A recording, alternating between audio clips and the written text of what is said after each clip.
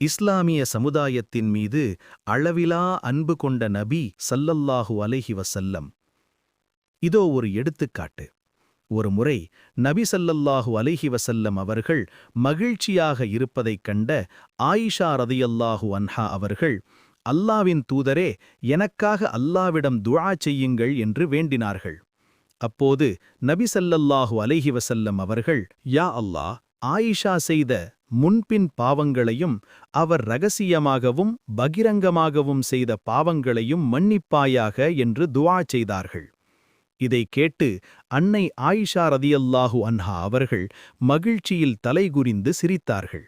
அப்போது நபி ஸல்லல்லாஹு அலைஹி வஸல்லம் அவர்கள், என்னுடைய துஆ உனக்கு மகிழ்ச்சியை தருகிறதா என்று கேட்டார்கள்.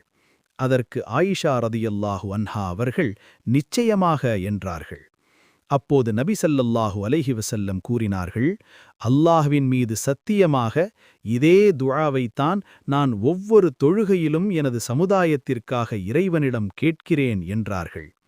ஆதலால் நாமும் நம் சமுதாயத்திற்காக இதுபோன்ற அழகான துஆக்களை கேட்போமா?